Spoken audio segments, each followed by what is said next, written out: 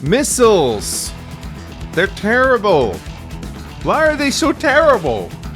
What were they thinking when they designed missiles? 12,000! That's a lot of money for a unit with 4 move on tires that can sometimes shoot down air units from a distance. What is the point of missiles? Nobody knows. They have vision, I guess, but so does a recon worth 4,000. And the recon can actually attack something. Yeah, missiles are weird, man. Whistles. Missiles are just one of those units that you almost never build in Advanced Wars. To the point where, you know, it spawned a whole meme on my channel with Missile-chan. Good times, good times. However, when we do see missiles, it's usually pretty hype. In this game that I'm going to be showing you guys today, you will see missiles being used to great effect. No, I'm not joking. I am not joking. Now, I'm not going to hype this up as some kind of Grandmaster game. I was queuing up for the Live League, and I matched up against, it wasn't a terrible player, but certainly no Grandmaster. But, yeah, I figured, you know, I'd just show you this match.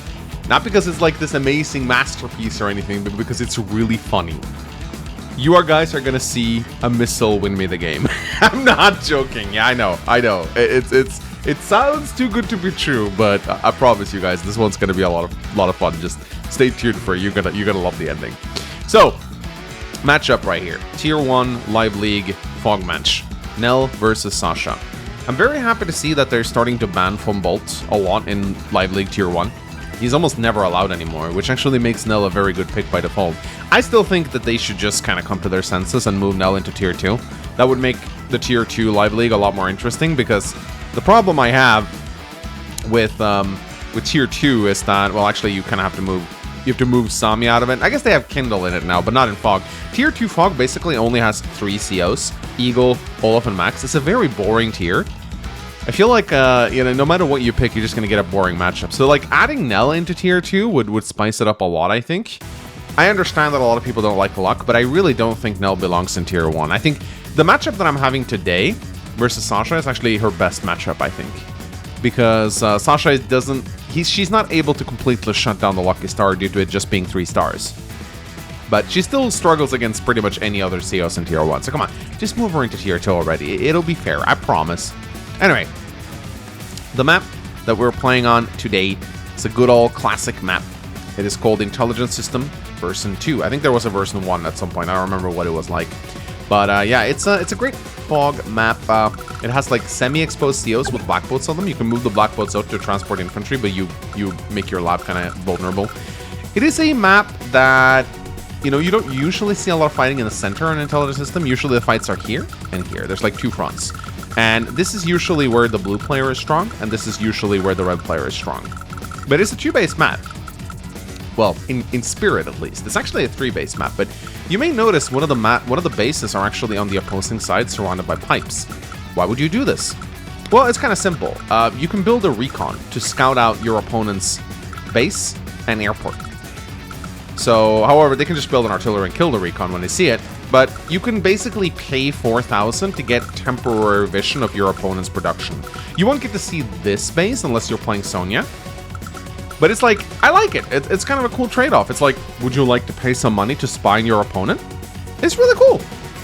You could even, in theory, you could build an artillery here, but since you don't have vision, it won't really matter. But I like it. I think it's a cool prospect. You don't usually see these bases used for much, but it can be fun to like just plunk a recon down and see what your opponent is building.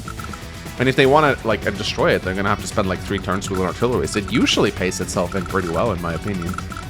But yeah, fun map, fun matchup. Ladies and gentlemen, let me show you guys the most hilarious live match I've played in a little while. Let's get started. So my opponent here is Shurgup, playing Sasha in the blue trunks down in the bottom right. I'm playing Nell. Gorgeous, beautiful, lucky lady Nell in the top left corner of the map. I always queue as Nell whenever I have the opportunity to do so. I just think she's so much fun. You guys know I love Nell. And I think Nell is actually a little weaker on 2-base compared to 3-base maps because there's less infantry to go around. And Nell really likes those infantry because that's how she gets her value trade. But she works on 2-base maps too. But I'd say she's a little bit weaker. Multiple bases tends to benefit Nell because she wants a high unit count so she can take many engagements with her luck powers. The more engagements you can take as Nell, the better. It gives you more chances to roll for good hits. So both of us are opening up recon here. I think opening recon on this map is very strong. There's lots of roads that the recon can move on, lots of infantry for it to harass. Because there's only 2 bases, your likelihood of running into a tank is a lot lower in the early game. So, and I just like the intel that the recon can gather. So, of course, you do have to be careful about tanks. And my opponent is also moving out with a recon as well, so something to be a little bit aware of right here. But he's moving his recon out in the other direction, and he's actually going double recon, which I find kind of interesting. Double recon is definitely a bit of a spicy move on a 2-base map. Can work out, though. So here, I'm just moving my recon in here just to scout what's going on. I'm trying not to get it killed. I really want to try. I've been really trying hard to keep my recons alive lately. Like, I usually get very aggressive with my recons, and I try to harass infantry, but I think it's more important to keep the recon alive. That's what D just always says. Like, don't throw the recon away just to interrupt a single cap. Like, try to keep it alive throughout the game, and it will grind you lots of intel. Yeah, it is tempting to try and interrupt a cap. It really is, but if you can keep the recon alive through the whole match, it will basically generate its value many times over just by scouting your opponent. But this is a move that I think is okay to do, because even if there is a tank here, that tank's not going to be able to one-shot my recon, and it's like at 8 HP damage to this infantry, which really shuts down his economy pretty hard, so I think it's fair to do this. I do build a tank of my own. I don't think I have another tank on the way as well.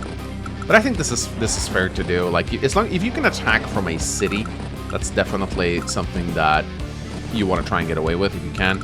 My opponent is not spamming tanks, but when you go up against Sasha, she'll always out-tank you. This is something that you just have to deal with because of her increased income. Usually equates to about 1 to 2 more tanks throughout the mid-game, so you are going to be outnumbered when you go up against Sasha. This is just an inevitable fact, so you may not want to get into a tank brawl with her early on because she's going to win that. It's probably better to like tech up and try to win that way. Of course, she can also tech up faster than you, so it's just kind of rough to go up against Sasha sometimes. She is a very strong CO. There's a reason she is in tier 1. Now here again, this is dumb. I should not have done this. Like, I get a little overly ambitious here. On day 9, the chances of there being tanks in the fog are very high. I should have just pulled my recon back. I know I just talked about how you should try and keep your recons alive.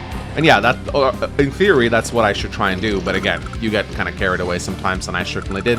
And now I'm going to lose my recon for sure.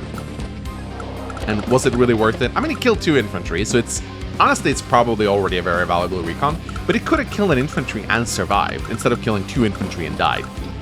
Now, of course, it does give me some valuable info still. I know now that there's a tank here.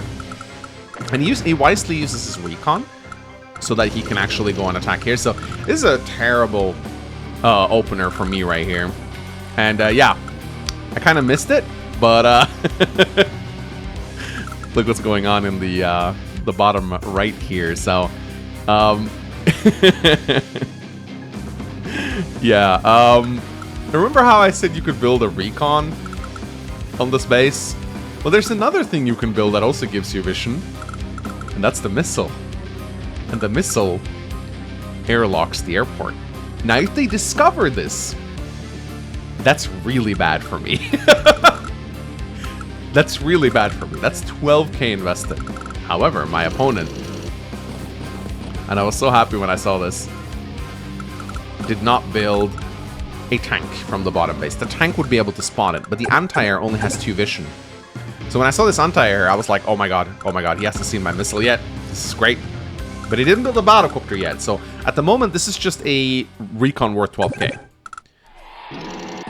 So, and again, since I saw 2 tanks here, I feel confident to attack him here, but this is actually a very bad move on my part because I saw the battlecopter move. 1, 2, 3, 4, 5, 6. 1, 2, 3, 4, 5, 6.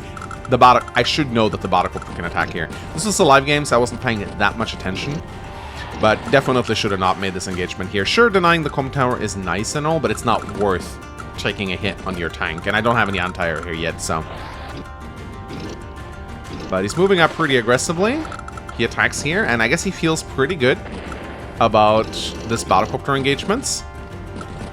So he does the unthinkable, ladies and gentlemen. He builds the battlecopter. I was so happy when I saw this. I was like, oh, yes! At least this missile's gonna earn itself in somewhat. Not completely. The battlecopter is worth 9k. The missile is worth 12. But I was still so happy about this. Boom. I killed the battlecopter. I'm so happy. I'm like, oh my god, I can't believe that worked. Ladies and gentlemen, I can't believe that worked. So I'm feeling pretty good, but I'm still kind of behind because I've taken a bunch of really bad engagements. So I am doing well on income though, surprisingly enough. Although he will capture a bunch of stuff now. And yeah, his battlecopter is kind of running amok here because I don't really have a anti-air in position yet, so that's kind of my bad. But ladies and gentlemen, my opponent, I think, was alt-tabbed on my turn. He wasn't paying attention. I think what happened here was he probably alt-tabbed when it wasn't his turn, and he tabbed back up, and he probably thought to himself, didn't I build a battlecopter? No, I guess I didn't. I guess I only built this battlecopter. So he wasn't paying attention on my turn, and I guess he just forgot. Maybe he thought he misclicked or something, and he builds the second battlecopter! And at this point, I am laughing so much. I'm like, oh, this is great.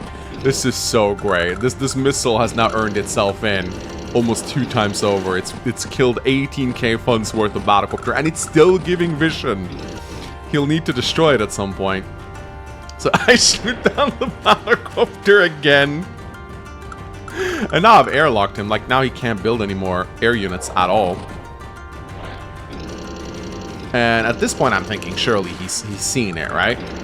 And now he's pushing forward pretty aggressively. Sure, I've killed 2 battlecopters, but I'm still kind of losing the ground war. So I need to be a little bit careful here. He techs up to a Neo tank, which is something Sasha can definitely do. Although, against Nell, you want to be cautious with tech ups. You want to be cautious with tech ups. But here, I decide to front shift most of my army in this region because I realize I'm going to lose here. I do have a medium tank on the way. So once that medium tank arrives, I'll be a little safer. Here I decide to build a recon. And at this point, I do think he knows I have a missile here. Because if I'm not mistaken, I think he actually does the same thing I did. I think he actually copies my strategy right here. But I built a recon anticipating this, actually. So he pops his market crash. And yeah, he actually copies my strategy here. He builds the missile, but little did he know that I had a recon waiting. So I see the missile. So I'm not going to fall for that. I'm going to build an artillery and kill it now. So he took a big gamble trying to copy my strategy, but it's not going to work out for him. This is still a very scary engagement for me to make. There's a Neo tank here, but I'm front shifting a lot of my units down, and I don't have anything to deal with this. These properties are going to fall. But I build an artillery in preparation, and I also build a Neo tank. Because I don't see his Neo tank yet, but I can imagine that one is probably coming. I am playing against Sasha after all. But he continues to get very aggressive here. I think he may be very peeved that he lost 2 battlecopters, and he's going to lose his missiles too. He sees that I scouted it, so even though he's taken a lot of good engagements here, I imagine he must not be feeling pretty good about this game right now. So yeah, I'm going to destroy his missile. And I continue to just take small engagements here, but I don't want to go too hard in. I want to wait until my Neo tank comes here. But I do see this nice little engagement on the city right here, which is nice. 7-6. It is against the power, so it's not great, but I do have the Neo tank in reserve, so that's good. And my power will be up very soon. As I said, Sasha can shut it down for a while, but she can't shut it down forever. So she kills the medium tank, and at this point, she kind of fails the luck roll right here. And yeah, I don't think Sasha's going to be able to get her market crash this turn. I think she's going to come just short of getting it. Yeah, the power fatigue is starting to kick in pretty hard now. It's worth 25k power, so. And yeah, was not able to shut down my Lucky Star. At this point, I was maybe contemplating going for a Lady Luck, but I decided against it and just went for a Lucky Star. More than good enough in this situation. And now it's just time to do the rolls. Recon, kind of low roll. Infantry finishing off the tank, which is nice. Nice little interrupt. I killed a missile. I built a bomber, actually. And I finish off the Neo tank with some infantry. Lots of just good engagements for Nell here overall. Like, Lucky Star is such a good power when you have so many, like, it gets exponentially better the more engagements you can make in a single turn, and this was a very good turn for me. So yeah, day 18, pretty bad. He's at 84k unit value. He still has air superiority up here in the north. He does have a Neo tank on the way, but ladies and gentlemen, he's about to make another massive mistake. He builds another battlecopter that he resigns.